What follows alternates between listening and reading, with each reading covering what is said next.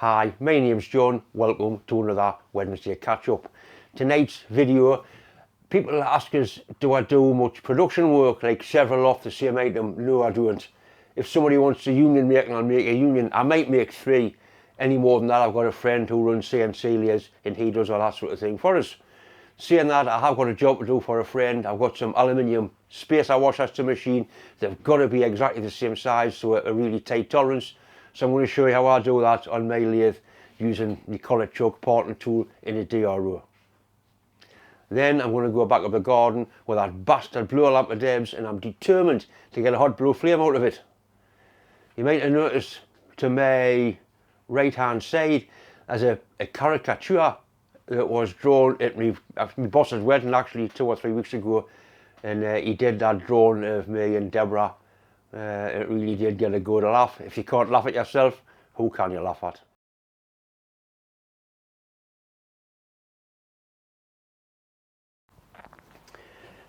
Right, I've got a piece of nice heavy old aluminium tube. The large one's 8 spacers at 12mm and 4 spacers at 14.5mm. The trouble is, each time you cut a spacer, you waste the width of the parting tool. I think my parting tool's 2mm. We'll set it up, we'll do the 8 12mm ones first. I'm going to use a collet chuck. It's nice and handy, it's quick, simple, accurate, easy to film because I haven't got a big chuck in the way.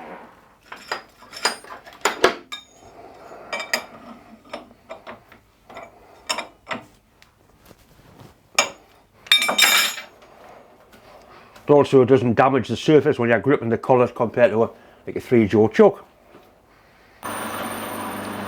This is the parting tool I use. I use the same tips for everything because I've only got universal tips.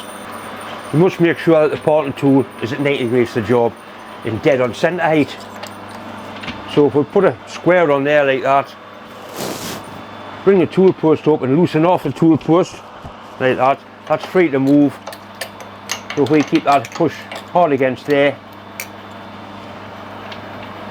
up against the square, that can't be anything other than at 90 degrees to the job. We've got 90 degrees in there.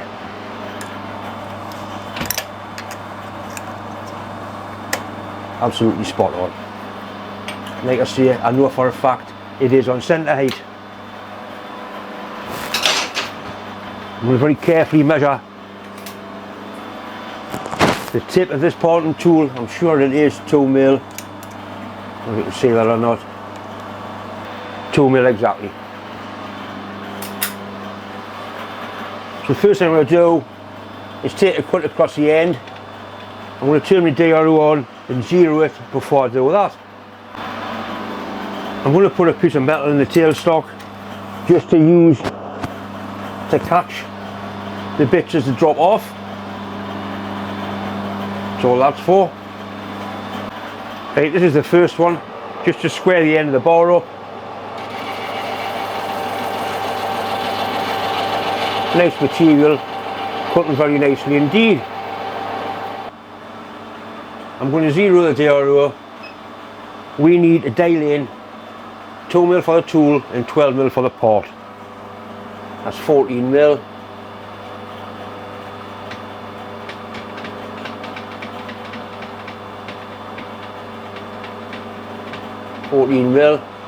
Right, so we can now part that one off. I'm using a little bit of kerosene as a cutting lubricant. I normally use WD-40 where I haven't got any. Kerosene is just as good, but it stinks. Makes a massive difference to cutting aluminium, paraffin or kerosene.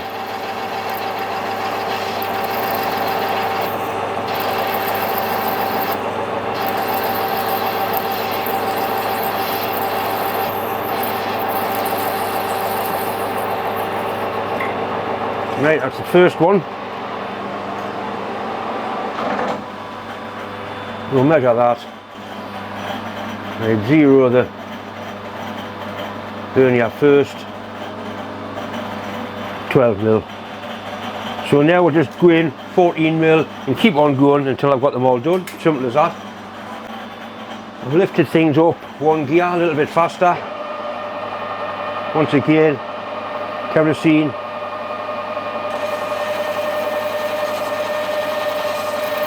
Right, it doesn't like it. It just made the start to pick up noise there because it's getting warm. We'll go back down to the original speed that we normally use for aluminium.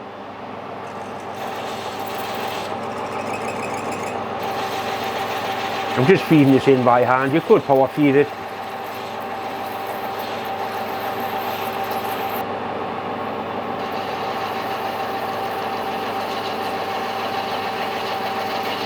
And try and keep a nice even pressure on when you're parting off.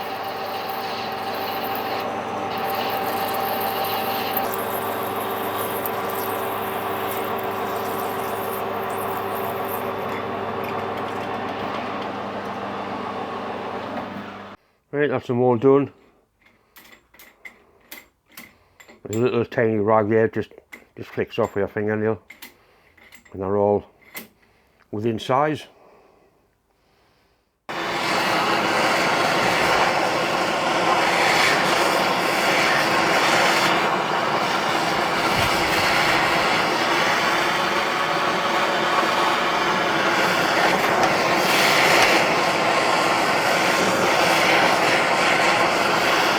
Takes a fair amount of heat to get that vaporising coil hot enough.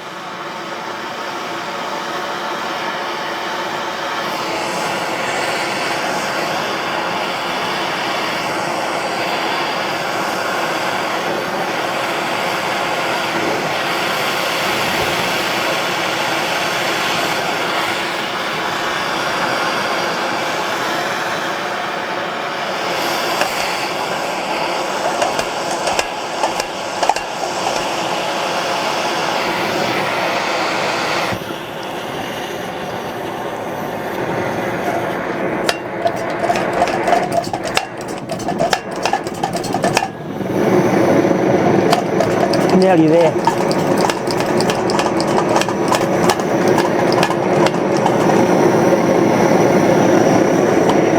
Right, that's working properly now. It's a nice hot flow flame.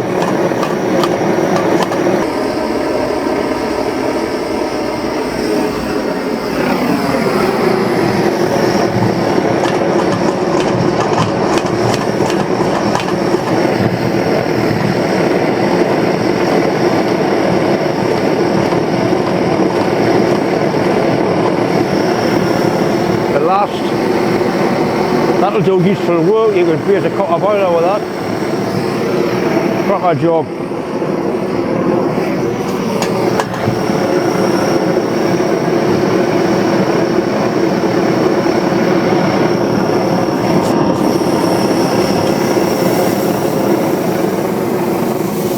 Let the pressure off and it goes out.